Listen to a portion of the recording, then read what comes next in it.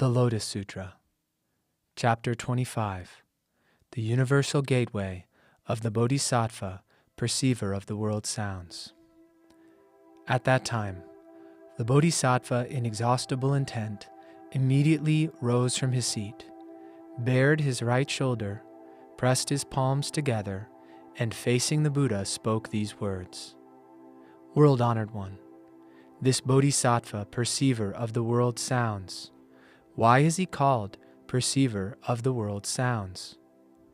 The Buddha said to Bodhisattva in inexhaustible intent, Good man, suppose there are immeasurable, hundreds, thousands, 10,000s, millions of living beings who are undergoing various trials and suffering.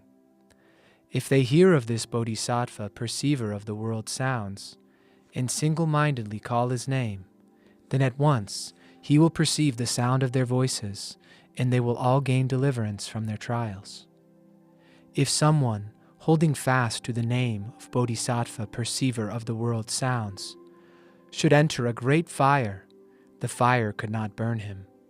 This would come about because of this Bodhisattva's authority and supernatural power.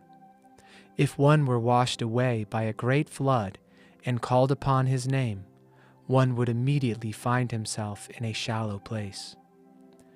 Suppose there were 100, 1,000, 10,000, 1,000,000 living beings who, seeking for gold, silver, lapis lazuli, seashell, agate, coral, amber, pearls, and other treasures, set out on the great sea, and suppose a fierce wind should blow their ship off course, and it drifted to the land of Rakshasa demons.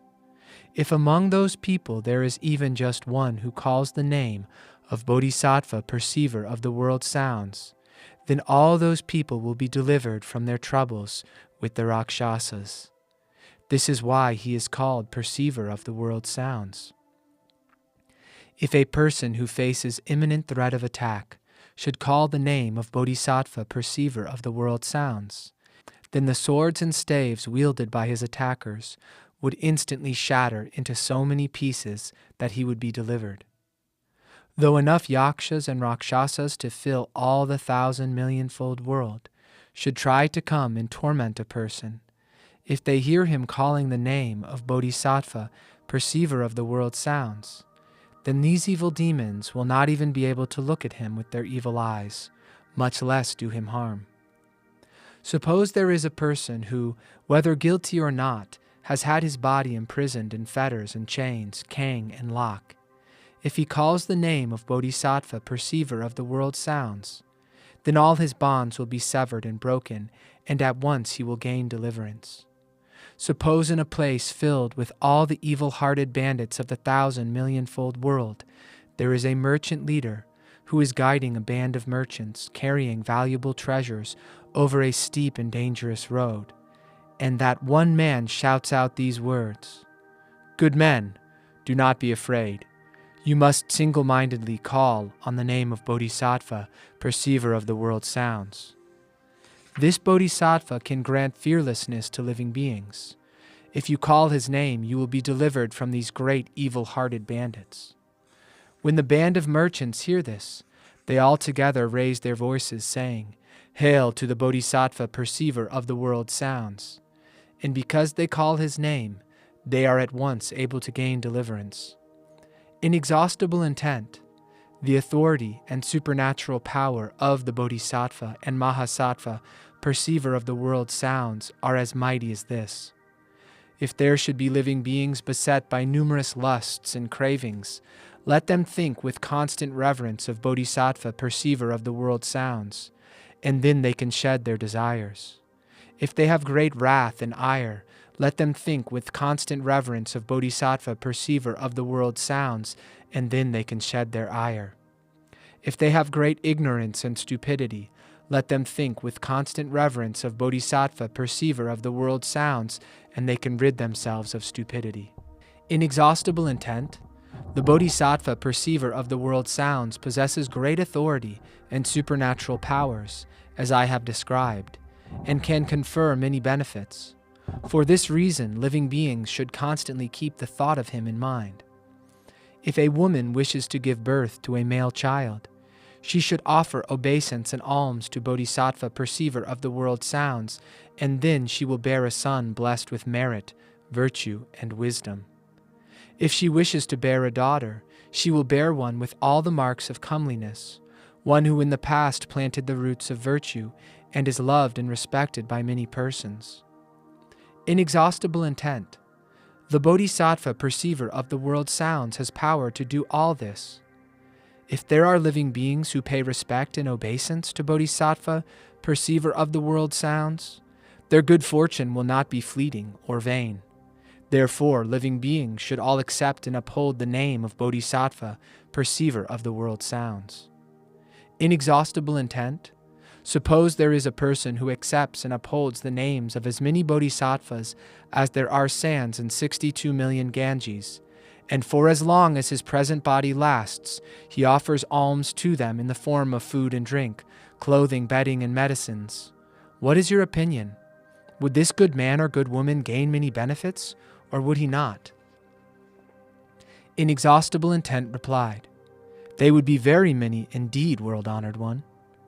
The Buddha said, "Suppose also that there is a person who accepts and upholds the name of Bodhisattva, perceiver of the world sounds, and even just once offers him obeisance and alms. The good fortune gained by these two persons would be exactly equal and without difference. For 100,000, 10,000, a million kalpas, it would never be exhausted or run out. Inexhaustible intent. If one accepts and upholds the name of Bodhisattva, perceiver of the world sounds, he will gain the benefit of merit and virtue that is as immeasurable and boundless as this." Bodhisattva Inexhaustible Intent said to the Buddha, "World-honored one, Bodhisattva, perceiver of the world sounds, how does he come and go in this Saha world? How does he preach the law for the sake of living beings? How does the power of expedient means apply in this case?" The Buddha said to Bodhisattva Inexhaustible Intent, "Good man, if there are living beings in the land who need someone in the body of a Buddha in order to be saved, Bodhisattva, perceiver of the world sounds, immediately manifests himself in a Buddha body and preaches the law for them. If they need someone in a Pratyeka Buddha's body in order to be saved, immediately he manifests a Pratyeka Buddha's body and preaches the law to them. If they need a voice hearer to be saved, immediately he becomes a voice hearer and preaches the law for them. If they need King Brahma to be saved, immediately he becomes King Brahma and preaches the law for them. If they need the Lord Chakra to be saved, immediately he becomes the Lord Chakra and preaches the law for them. If they need the heavenly being Freedom to be saved, immediately he becomes the heavenly being Freedom and preaches the law for them. If they need the heavenly being Great Freedom to be saved, immediately he becomes the heavenly being Great Freedom and preaches the law for them. If they need a great general of heaven to be saved, immediately he becomes a great general of heaven and preaches the law for them. If they need Vaishravana to be saved, immediately he becomes Vaishravana and preaches the law for them. If they need a petty king to be saved, immediately he becomes a petty king and preaches the law for them. If they need a rich man to be saved, immediately he becomes a rich man and preaches the law for them. If they need a householder to be saved, immediately he becomes a householder and preaches the law for them. If they need a chief minister to be saved, immediately he becomes a chief minister and preaches the law for them. If they need a Brahmin to be saved, immediately he becomes a Brahmin and preaches the law for them. If they need a monk, a nun, a layman believer, or laywoman believer to be saved, immediately he becomes a monk, a nun, a layman believer, or a laywoman believer, and preaches the law for them. If they need the wife of a rich man, of a householder, a chief minister, or a Brahmin to be saved, immediately he becomes those wives and preaches the law for them. If they need a young boy or young girl to be saved, immediately he becomes a young boy or young girl and preaches the law for them. If they need a heavenly being, a dragon, a yaksha, a gandharva, an asura, a garuda, a kimnara, a mahoraga, a human or a non-human being to be saved, immediately he becomes all of these and preaches the law for them. If they need a Vajra-bearing god to be saved, immediately he becomes a Vajra-bearing god and preaches the law for them. Inexhaustible intent. This Bodhisattva perceiver of the world sounds has succeeded in acquiring benefits such as these and, taking on a variety of different forms, goes about among the lands saving living beings. For this reason, you and the others should single-mindedly offer alms to Bodhisattva, perceiver of the world sounds.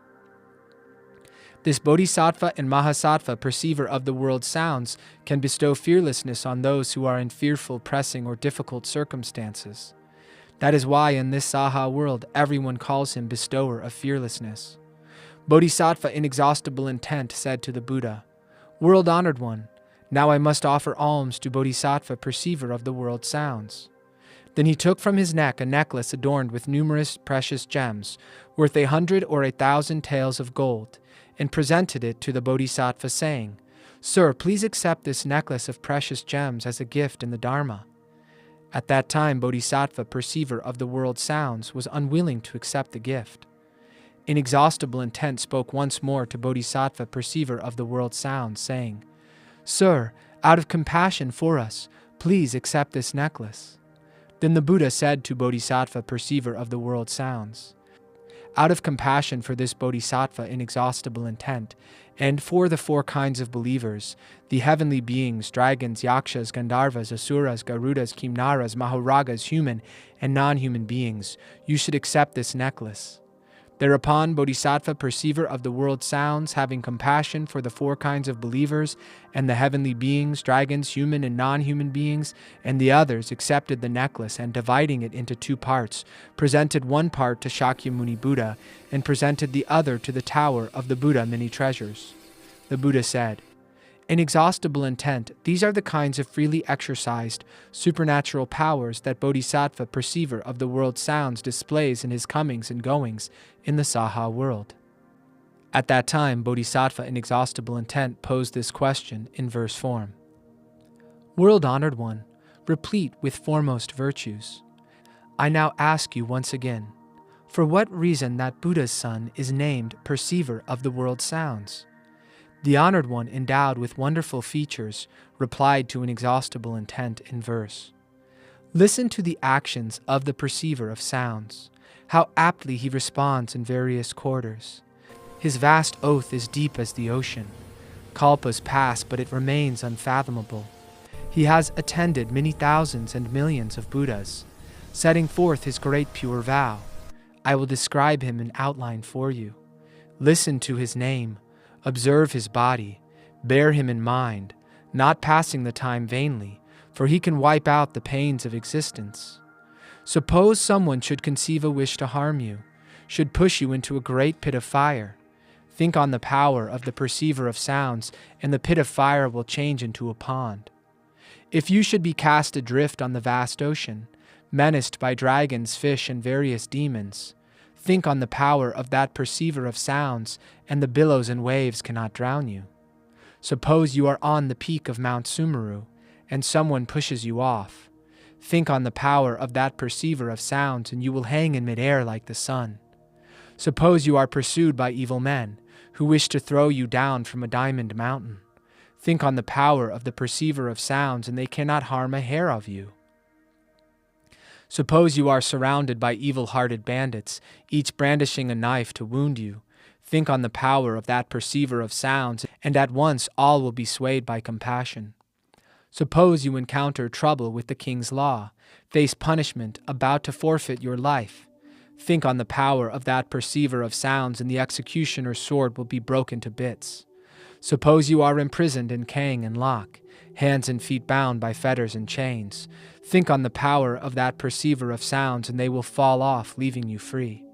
Suppose with curses and various poisonous herbs someone should try to injure you.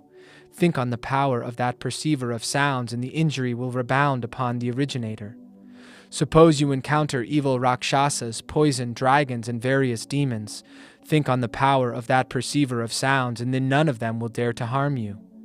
If evil beasts should encircle you, their sharp fangs and claws inspiring terror, think on the power of that perceiver of sounds, and they will scamper away in boundless retreat.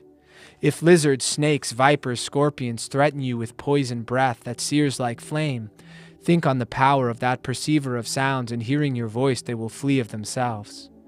If clouds should bring thunder and lightning strike, if hail pelts or drenching rain comes down, think on the power of that perceiver of sounds, and at that moment they will vanish away. If living beings encounter weariness or peril, immeasurable suffering pressing them down, the power of the perceiver of sounds, wonderful wisdom, can save them from the suffering of the world. He is endowed with transcendental powers, and widely practices the expedient means of wisdom. Throughout the lands in the 10 directions, there is no region where he does not manifest himself. In many different kinds of evil circumstances, in the realms of hell, hungry spirits or beasts, the sufferings of birth, old age, sickness, and death, all these he bit by bit wipes out. He of the true gaze, the pure gaze, the gaze of great and encompassing wisdom, the gaze of pity, the gaze of compassion, constantly we implore him, constantly look up in reverence. His pure light, free of blemish, is a sun of wisdom dispelling all darkness. He can quell the wind and fire of misfortune, and everywhere bring light to the world. The precepts from his compassionate body shake us like thunder. The wonder of his pitying mind is like a great cloud. He sends down the sweet dew, the Dharma rain, to quench the flames of earthly desire. When lawsuits bring you before the officials, when terrified in the midst of an army, think on the power of that perceiver of sounds, and hatred in all its forms will be dispelled. Wonderful sound, perceiver of the world sounds, Brahma's sound, the sea tide sound, they surpass those sounds of the world. Therefore you should constantly think on them. From thought to thought, never entertaining doubt. Perceiver of the world sounds, pure sage, to those in suffering, in danger of death, he can offer aid and support. Endowed with all benefits, he views living beings with compassionate eyes. The sea of his accumulated blessings is immeasurable. Therefore you should bow your head to him. At that time, the Bodhisattva earth holder immediately rose from his seat, advanced and said to the Buddha, "World-honored one, if there are living beings who hear this chapter on Bodhisattva, perceiver of the world sounds, on the freedom of his actions, his manifestation of a universal gateway, and his transcendental powers, it should be known that the benefits these persons gain are not few." When the Buddha preached this chapter on the universal gateway, a multitude of 84,000 persons in the assembly all conceived a determination to attain the unparalleled state of Anuttara Samyak Sambodhi.